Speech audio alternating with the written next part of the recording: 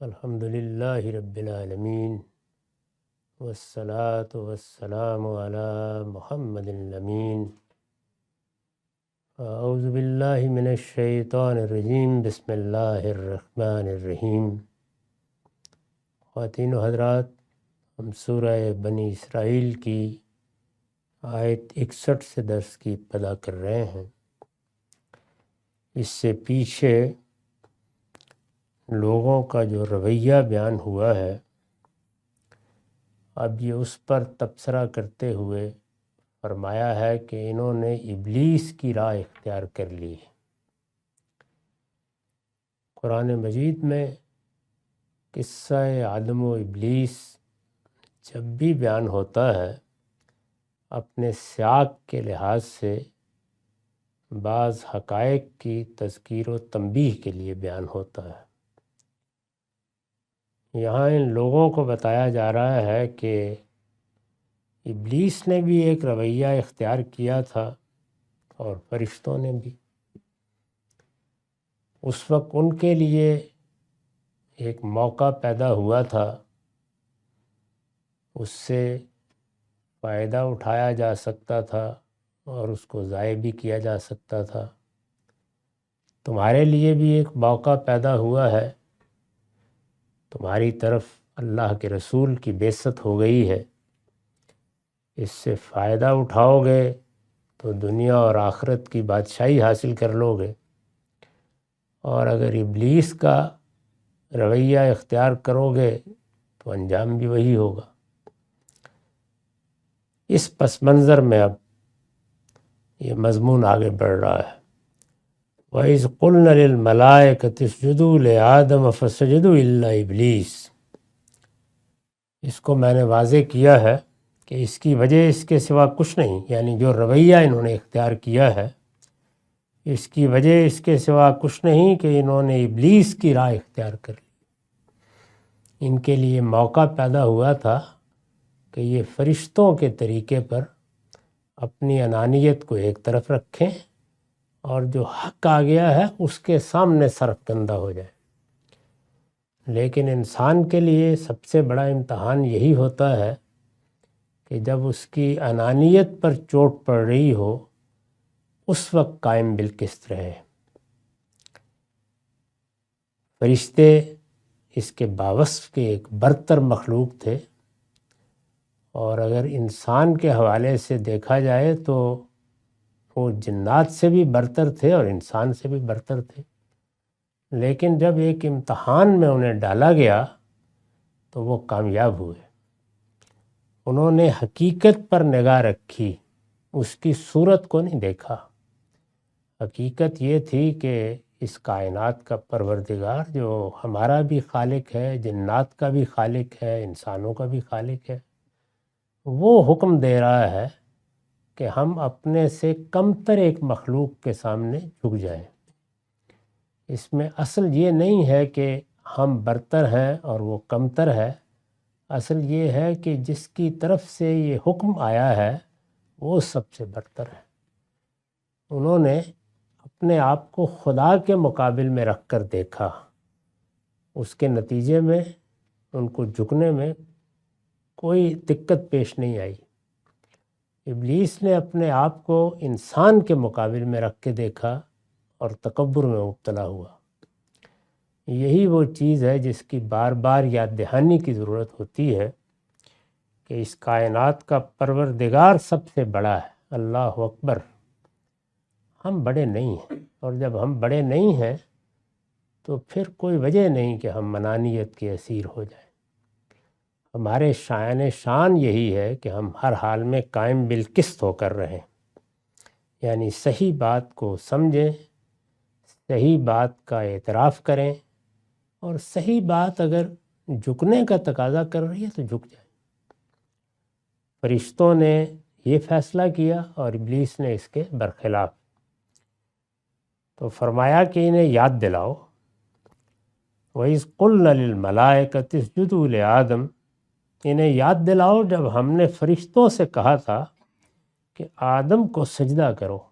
یہ بڑا امتحان تھا جو ہم نے فرشتوں کا لیا۔ ایک برتر مخلوق کو جو ہماری مقرب تھی، جس کی رسائی ملائے اعلیٰ تک تھی، جو اللہ تعالیٰ سے براہ راست احکام لیتی تھی، اس کو ہم نے کہا کہ اس خاکی کے سامنے جھک جاؤ، وہ سب سجدہ ریز ہو گئے، بس سجدو، ان میں سے کسی نے لمحے بھر کا تردد بھی نہیں کیا، سب سجدہ ریز ہو گئے۔ فرمایا الا ابلیس، مگر ابلیس نہیں ہوا۔ یہاں چونکہ توجہ دلانی ہے تو پہلے حصے کو انتہائی مختصر کر کے اصل بات بیان کر دی، مگر ابلیس نہیں ہوا۔ قال اسجد لمن خلقت طینا، اس نے کہا کیا میں اس کو سجدہ کروں جسے تو نے مٹی سے پیدا کیا ہے۔ پہلے ہی جملے میں بتا دیا کہ یہ قصہ یہاں کس پہلو سے پیش کیا جا رہا ہے، یعنی خلقت میں کیا بڑائی ہے، درا حالے کہ خلقت کی اچھائی اور بڑائی کا فیصلہ تو خالق ہی نے کرنا ہے۔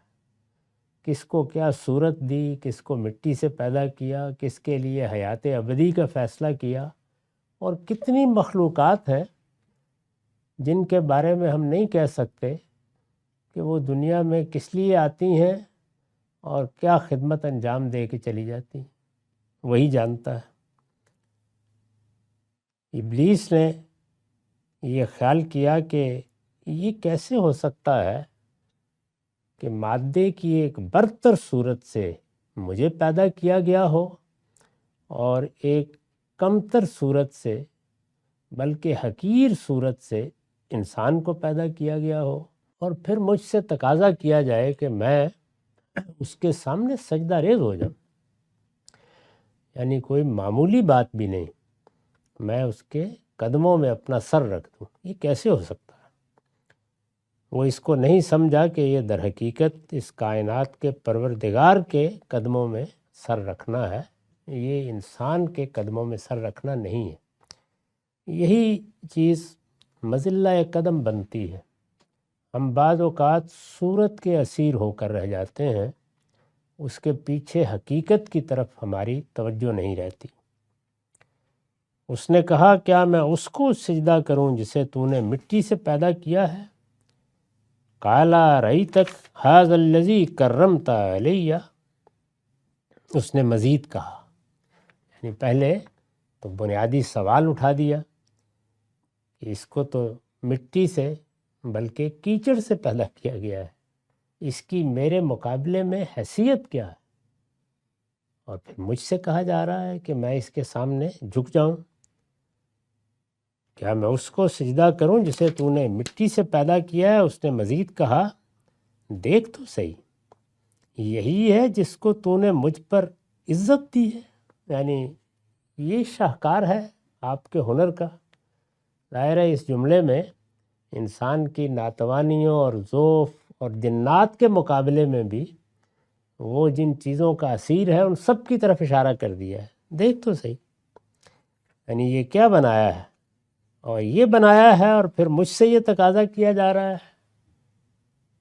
کہ اس کے مقابل میں اپنی عزت چھوڑ دوں، میں اپنا وقار چھوڑ دوں، میں اپنی پیشانی اس کے سامنے رکھ دوں، یہ نہیں ہو سکتا۔ اس نے مزید کہا دیکھ تو صحیح، یہی ہے جس کو تو نے مجھ پر عزت دی ہے۔ اس پر میں نے لکھا ہے کہ اصل میں ارأیتک کا لفظ آیا ہے، یہ طنز و تحقیر کے موقع پر بھی آتا ہے، یہاں اسی مفہوم میں ہے، یعنی ایک خاص طریقے سے اس نے اس صورتحال کا استہزاء کیا۔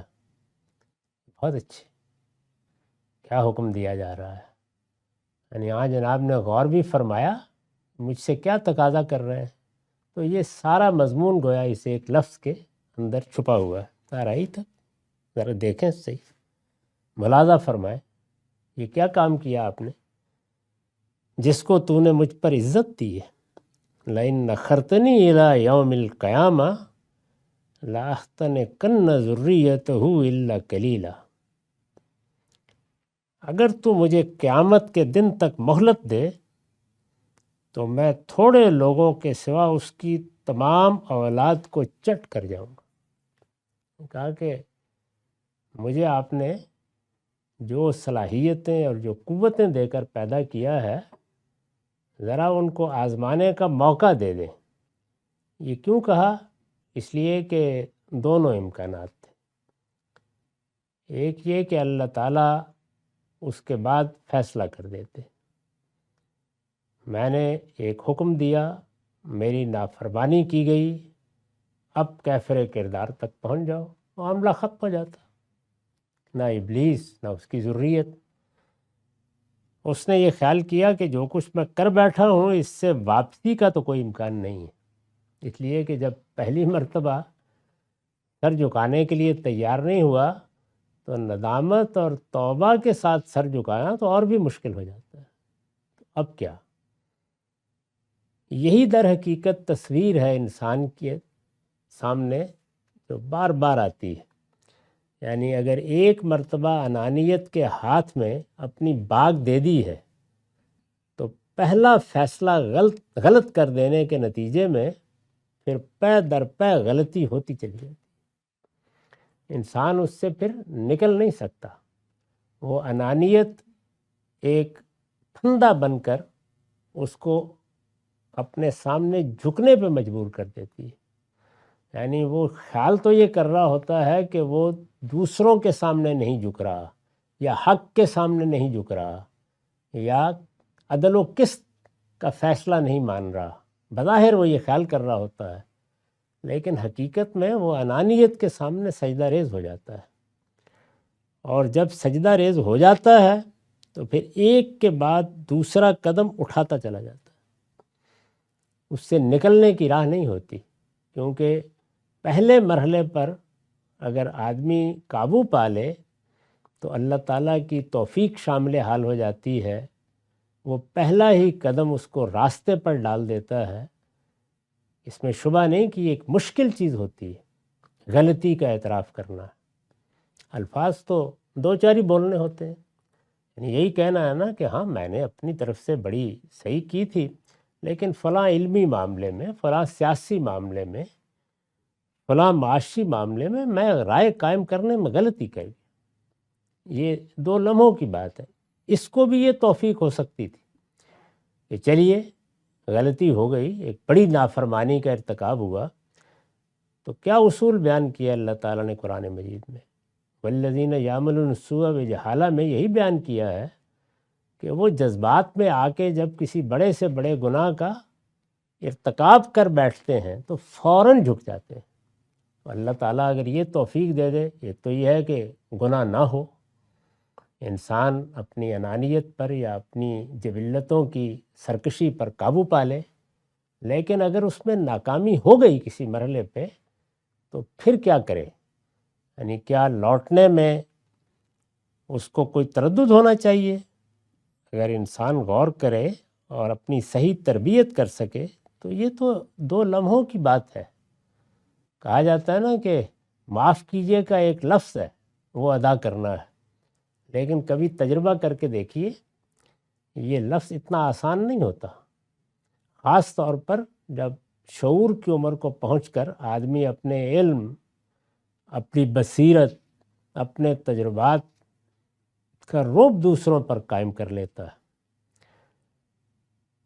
پھر یہ خیال ہوتا ہے کہ میں غلط کیسے ہو سکتا ہوں، اور میں اگر یہ مان لوں کہ میں غلط ہوں تو میری کیا عزت رہ جائے گی۔ وہ یہ فراموش کر بیٹھتا ہے کہ انسان کی عزت اسی میں ہے کہ وہ حق کا سچا طالب بن کر رہے، اس کا وقار اسی میں ہے کہ جب اس کو اس کی غلطی معلوم ہو جائے تو وہ فوراً اعتراف کر لے۔ ہم میں سے کون ہے جو پے در پے غلطیاں نہیں کرتا؟ میں نے بارہا یہ عرض کیا ہے کہ ہم میں اور پیغمبر میں فرق ہی یہ ہوتا ہے کہ ہم صحیح و خطا کے مراحل سے گزر رہے ہوتے ہیں۔ یہ غلطیاں علم میں ہوتی ہیں، یہ عمل میں ہوتی ہیں، یہ تدابیر میں ہوتی ہیں، یہ رویوں کی اصلاح میں ہوتی ہیں۔ ان کا بار بار ذکر بھی کرتے رہنا چاہیے۔ یعنی انسان خاص طور پر ہماری طرح کی عمر میں پہنچنے کے بعد جب پیچھے مڑ کے دیکھتا ہے تو اس کے سامنے بالکل ایک واضح تصویر ہوتی ہے، بھئی یہاں میں نے چیزوں کو سمجھنے میں غلطی کی تھی اور برسوں اس غلطی میں مبتلا رہا تھا۔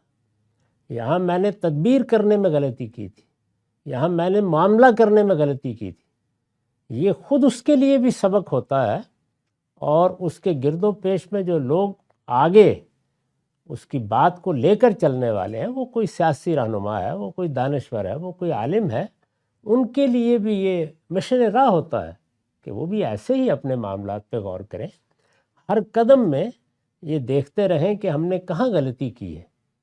تو انسان کے لیے یہ بڑا مشکل کام ہے کہ وہ نیکی کے کمال کا تصور کر سکے، لیکن انسان کے لیے یہ بڑا آسان ہے کہ وہ اپنی غلطیوں اور کوتاہیوں کو سمجھ کر انہیں دور کرنے کی صحیح کرتا رہے۔ یہ زیادہ آسان طریقہ ہے، اس کے لیے بھی موقع تھا، لیکن پھر وہی ہوتا ہے کہ اچھا، یعنی اب یہ ماننا پڑے گا کہ میں نے غلطی کی تھی، اس سے تو گویا میں اپنی انانیت سے، اپنے وقار سے، اپنی عزت سے ہاتھ تو بیٹھوں گا، یہ کیا بات ہوئی۔ تو اس نے خیال کیا کہ اب جو کھونا تھا وہ تو میں نے کھو دیا، لیکن کم سے کم اپنا بدلہ تو پورا لے لوں۔ یہ دیکھ لیجئے، چھوٹے پیمانے پر یہی سب کچھ ہم کر رہے ہوتے ہیں، یعنی ہمارے گرد و پیش میں یہی اسکیمیں چل رہی ہوتی ہیں، یہ شیطانی اسکیمیں ہیں، ان کے جال سے نکل جانا چاہیے، ہمت کر کے نکل جانا چاہیے۔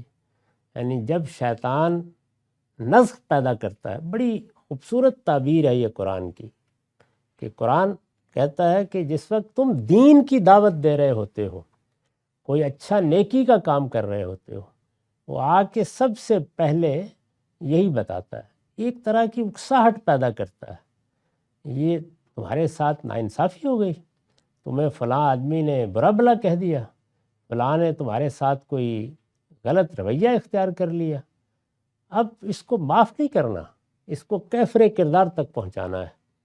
یہ ابلیس کی اکساہٹ ہے، یہ اس کا نزغ ہے۔ بندہ مومن کے لیے ایک ہی راستہ ہے، وہ تو اللہ تعالیٰ نے رخصت دی ہے کہ تم کوئی بدلہ لینا چاہو تو لے لو، اگر نہیں رہ سکتے۔ انسان کا شرف عفو درگزر ہے، معافی ہے، اس کا اصلی مقام یہی ہے کہ وہ اسی کو اپنا ہدف بنا کے آگے بڑھتے رہے۔ یعنی جس نے بھی زیادتی کی ہے، اس نے احسان کیا ہے، اس نے یہ موقع دیا مجھے کہ میں اپنے نفس کا جائزہ لے سکوں، میں اپنی تدبیروں کو دیکھ سکوں، میں باوصف اس کے کہ کسی نے میرے ساتھ برائی کر دی ہے، میں نیکی کر سکوں، کیونکہ اس نیکی کا کوئی بدل نہیں ہے جو برائی کے مقابلے میں بھی کی جاتی ہے۔ اور دوسرا رویہ یہی ہے، یہ ابلیس کا رویہ ہے۔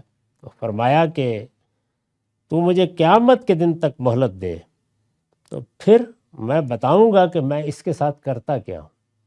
یہ آپ نے مٹی سے بنا تو دیا ہے آدم، لیکن یہ مجھے معلوم ہے کہ اس میں کہاں خامیاں ہیں اور یہ کس امتحان میں ڈالا جا رہا ہے۔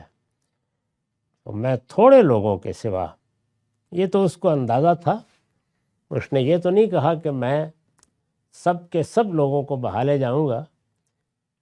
یہ بتایا کہ جو اسکیم آپ نے بنائی ہے، یعنی بڑی وسیع جنت، قرآن کہتا ہے نا کہ جنت اتنی بڑی ہے کہ ارضھا کارض السماوات والارض، یہ سب پوری کائنات، یہ اربوں کہکشانے، یہ سب ملا کے اس کی وسعت ہے۔ تو اگر اس کی وسعت کا یہ حال ہے تو لوگ بھی تو اتنے ہونے چاہیے۔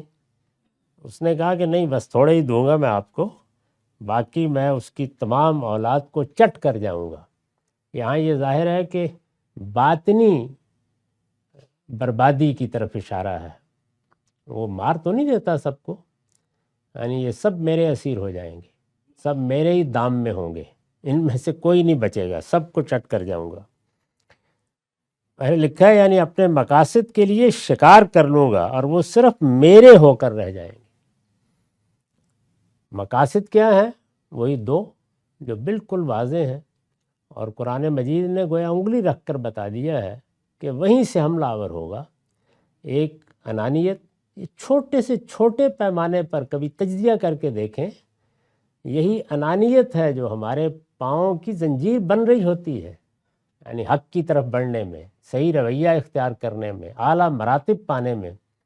ہم بڑے مطمئن ہوتے ہیں کہ ہم نے اپنی انانیت کی تسکین کر لی ہے جملہ بول کر، یہ رد عمل ظاہر کر کے، یہ اینٹ کے جواب میں پتھر پھینک کے، یہ ایک دوسرے کو کیفر کردار تک پہنچا کے، یہ ہم نے بہت بڑی بازی سر کر لی ہے۔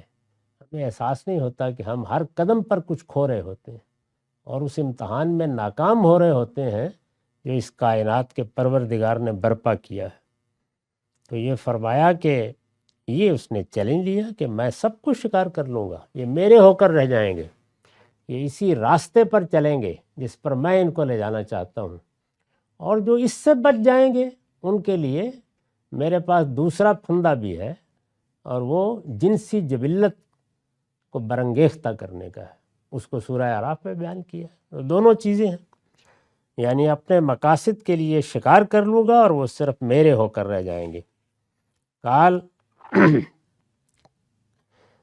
اذهب فمن تبعك منهم فإن جہنم جزاؤکم جزاء موفورا۔ فرمایا اچھا تو جا۔ یہ اس نے مہلت مانگی، قرآن مجید بتاتا ہے کہ دے دی گئی۔ میں نے عرض کیا کہ دونوں امکانات تھے، اللہ تعالیٰ اسی موقع پر کیفر کردار کو پہنچا دیتے، لیکن مہلت دے دی۔ اچھا تو جا۔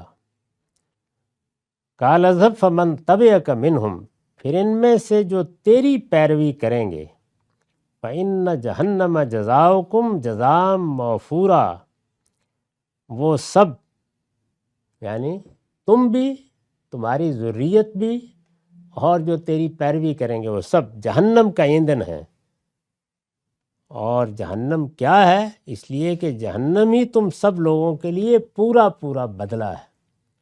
یہاں جو جزاء موفورہ کے الفاظ ہیں یہ بڑے بلیغ ہیں، یعنی انانیت جس جگہ پہنچاتی ہے، اور خدا کے مقابلے میں، کائنات کے خالق کے مقابلے میں، جو سراسر حق ہے اس کے مقابلے میں انانیت جس جگہ پہنچاتی ہے، اس کی سزا ہے جہنم۔ اس کا تقابل انسان کی غلطیوں سے نہیں کرنا چاہیے۔ اسی وجہ سے دوسری جگہ فرمایا ہے کہ وہ لوگ جو استکبار اختیار کر لیتے ہیں، استکبار وہی ہے یعنی اپنے آپ کو بڑا سمجھ لینا، اپنے آپ کو بڑی چیز سمجھ لینا۔ جب تک انسان اپنے آپ کو بڑی چیز نہیں سمجھتا، وہ کبھی یہ ابلیسی رویہ اختیار نہیں کر سکتا۔ وہ ہر حال میں عفو درگزر ہی کے مقام پر کھڑا ہوگا، وہ ہر حال میں جھکنے ہی کو اپنی ترجیح بنائے گا، وہ ہر حال میں مصالحتی کا ہاتھ بڑھائے گا، اس کے سوا کوئی راستہ اختیار نہیں کر سکتا۔ وہ دنیا پر ایک نظر ڈال کے دیکھ لیجئے، اس میں ہمیں اپنے گھروں میں، اپنے اداروں میں، اپنی معاش میں، لوگوں کے ساتھ معاملات میں، اپنی سیاست میں جو کچھ پیش آتا ہے، اس میں قدم قدم پر یہی تو امتحان ہوتا ہے، اور اس میں ہم ناکام ہوتے چلے جاتے ہیں۔ تو اس نے یہ کہہ دیا، اور اللہ تعالیٰ نے بھی جواب میں یہ کہہ دیا کہ اچھا تو جا، پھر ان میں سے جو تیری پیروی کریں گے وہ سب جہنم کا ایندھن ہے، اس لیے کہ جہنم ہی تم سب لوگوں کے لیے پورا پورا بدلہ ہے۔ استکبار اور سرکشی اور انانیت کا اسیر ہو کر حق کو نظر انداز کر دینا، یہ جس کی طرف سے بھی ہوگا اس کی جزا ہے جہنم۔ جہنم کوئی عام انسانوں اور کمزور اور ضعیف انسانوں کے لیے سزا کی جگہ نہیں ہے، بلکہ استکبار میں مبتلا سرکشوں کے لیے سزا کی جگہ ہے۔ تو اس لیے وہی پورا پورا بدلہ ہے۔ اب ظاہر ہے مہلت دے دی ہے، اور مہلت اس نے دی ہے جو غنی ہے، بے نیاز ہے۔ فرمایا میں نے انسان پیدا کر دیے ہیں، اب وَاسْتَفْزِزْ مَنِ اسْتَطَعْتَ مِنْهُمْ بِصَوْتِكَ وَأَجْلِبْ عَلَيْهِمْ بِخَيْلِكَ وَرَجِلِكَ وَشَارِكْهُمْ فِي الْأَمْوَالِ وَالْأَوْلَادِ وَعِدْهُمْ وَمَا يَعِدُهُمُ الشَّيْطَانُ إِلَّا غَرُورًا۔ ان میں سے جس پر تیرا بس چلے تو اپنے غوغا سے انہیں گھبرا لے، یعنی اب جا، مہلت دے دی میں نے، یہ بھی دنیا میں اتر رہے ہیں، تم بھی دنیا میں اتر جاؤ، اور بہت جلد نہیں، ہزاروں لاکھوں سال بعد میں پوچھوں گا، بلا لوں گا اپنے سامنے۔ اب تیرے لیے یہ مہلت ہے، یہ میدان ہے، یہ گوئے اور یہ چوگان، اس میدان میں اتر جاؤ، دیکھتے ہیں کون بازی جیتتا ہے۔ یہ جو یہاں الفاظ استعمال کیے ہیں، اپنے غوغا سے انہیں گھبرا لے، اس میں لفظ غوغا بھی بہت قابل غور ہے، جس سے اس صورتحال میں لفظ صوت کو میں نے تعبیر کیا ہے، یا ہمارے ہاں عام طور پر اہل علم تعبیر کرتے ہیں۔ اگرچہ لفظ عام ہے، لیکن یہ کہ اس کو جس جگہ استعمال کیا ہے وہاں یہی لفظ اس کا صحیح مفہوم ادا کرتا ہے۔ جب کوئی چیز استدلال کے ساتھ سامنے آتی ہے تو اس کو غوغا برپا کرنے کی ضرورت نہیں ہوتی، استدلال کے لیے کسی پروپیگنڈے کی بھی ضرورت نہیں ہوتی، اس کے لیے دائیں بائیں سے کوئی سر و سامان اکٹھا کر کے پل پڑنے کی بھی ضرورت نہیں ہوتی۔ اس طرح کی چیزیں بلکہ حق کو نقصان پہنچا دیتی ہیں۔ وہ ہمیشہ ایک وقار کے ساتھ آگے بڑھتا ہے، حق استدلال کرے گا اور بہت نرمی کے ساتھ اپنی بات کہتا چلا جائے گا۔ اس میں اصل چیز دوام ہے، مداومت ہے، استقلال ہے، عزیمت ہے۔ اور شیطان یا ابلیس جب اپنا کوئی مشن لے کے آگے بڑھتے ہیں تو اس میں اصل چیز پروپیگنڈا ہے، غوغا ہے۔ اس میں جب تک حق و باطل میں آمیزش پیدا کر کے ایسا ہنگامہ نہ برپا کر دیا جائے کہ عقلیں معوف ہو جائیں، اس وقت تک انسانی فطرت میں اللہ نے اتنی روشنی رکھی ہے کہ وہ اس کو قبول نہیں کرتی، جبکہ حق کو اس کی ضرورت نہیں ہوتی۔ وہ نہ اپنے وقار سے دستبردار ہو، نہ اپنے استدلال کا طریقہ چھوڑے، اور نہ اپنی شائستگی اور تہذیب کو قربان کرنے کے لیے تیار ہو۔ حق کی اپنی طاقت بے پناہ طاقت ہے، اور وہ بے پناہ طاقت اس کے صحیح استدلال میں چھپی ہوئی ہے۔ اس کی بنیاد علم و عقل کے مسلمات پر ہے، اور جس چیز کی بنیاد علم و عقل کے مسلمات پر ہو اس کو کوئی دنیا کی طاقت شکست نہیں دے سکتی۔ پھر حق چونکہ حق کا پرستار ہوتا ہے تو اس لیے وہ اپنی غلطیوں کی بھی اصلاح کرتا چلا جاتا ہے، کیونکہ اس کو کوئی انانیت سد راہ بن کر روک نہیں سکتی۔ اس کا نتیجہ کیا نکلتا ہے؟ اس میں ہر آنے والا دن حق کو اور زیادہ نمایاں کرتا ہے، اس کو اور زیادہ متعین کرتا ہے، اور اس کا نتیجہ یہ نکلتا ہے کہ انسانی فطرت میں جو قبولیت اس کے لیے رکھی گئی ہے وہ قبولیت اس کو حاصل ہوتی ہے۔ انسانی فطرت میں جو قبولیت رکھی گئی ہے وہ استدلال، حقیقت اور حقیقت کے تمام مظاہر کو سمجھ کر اس کو قبول کرنے کی صلاحیت ہے۔ انسانی فطرت مخاطب بنتی ہے حق کا، اور اسی کو مخاطب بننا چاہیے۔ چنانچہ قرآن مجید نے اپنی دعوت کے لیے جب فرمایا تو کیا کہا؟ فطرت اللہ التی فطر الناس علیہا۔ یہ تو اصل میں اس فطرت کی آواز ہے جس پر اس کائنات کے خالق نے تمہیں بنایا ہے۔ اگر تمہاری فطرت اس سے ہم آہنگ ہے تو جلد یا بدیر تم اسی طرف آؤ گے۔ اس کے بالکل برخلاف شیطان غوغا برپا کرتا ہے، اور غوغا برپا کرنے کی اسکیم یا غوغا برپا کرنے کی حرکت ہمیشہ ابلیس ہی کے الہام سے صادر ہوتی ہے۔ وہ کسی عالم سے ہو، وہ کسی دانشور سے ہو، وہ کسی سیاستدان سے ہو، اسی سے در حقیقت سوسائٹی میں بربادی پیدا ہوتی، اور وہ اقدار، وہ اعلیٰ اقدار جس پر اس کائنات کے خالق نے انسانی فطرت کی بنیاد رکھی ہے، وہ نظروں سے اوجھل ہونا شروع ہو جاتی ہیں، اور انسان ان چیزوں میں تسکین حاصل کرنا شروع کر دیتا ہے جن کا معاملہ اس کے سوا کچھ نہیں ہوتا کہ وہ ایک ملمہ سازی ہے۔ اسی کو بیان کیا ہے کہ پھر وہ متاع بن جاتی ہیں جس کو متاع غرور کہنا چاہیے، یعنی ایک دھوکے اور فریب کی دنیا ہے جس میں انسان رہتا ہے اور مطمئن ہوتا چلا جاتا ہے۔ تو فرمایا کہ ان میں سے جس پر تیرا بس چلے تو اپنے غوغا سے انہیں گھبرا لے، یعنی یہ جو فعل استعمال کیا ہے وہ بھی اپنے اندر بڑی بلاغت رکھتا ہے۔ انسان کو ایک خاص طریقے سے جب گھیر لیا جاتا ہے تو وہ گھبراہٹ میں، اور یہ گھبراہٹ صرف خوف کی نہیں ہوتی، یہ کئی پہلوؤں سے انسان پر طاری ہوتی ہے۔ تو اضطراب کے فیصلے کرتا چلا جاتا ہے، اس کے برعکس حق کو اس کی ضرورت نہیں ہوتی، وہ تو اپنے استدلال کے ساتھ آئے گا اور آگے بڑھے گا۔ ان پر اپنے سوار اور پیادے چڑھا لا، ان کے مال اور اولاد میں ان کا ساجی بن جا اور ان سے وعدے کر لے۔ حقیقت یہی ہے کہ شیطان جو وعدے ان سے کرتا ہے دھوکے کے سوا کچھ نہیں ہوتے۔ یہ پوری بات بیان کر دی اور یہ کہا کہ یہ اب تمہیں کرنا ہے، تم یہ کرو، اور جب کرو گے تو ظاہر ہے کہ پھر کچھ نتیجہ نکلے گا۔ وہ نتیجہ میں نے تمہیں بتا دیا ہے کہ جو لوگ انانیت کے اسیر ہو کر تمہاری پیروی کریں گے سب جہنم کا ایندھن ہے۔ اس میں یعنی شیطان نے جو کچھ کہا ہے اس میں کچھ چیزیں وضاحت کا تقاضا کرتی ہیں، وہ انشاءاللہ اگلی نشست میں کریں گے۔ اقول قولی ھذا واستغفر اللہ لی ولکم ولسائر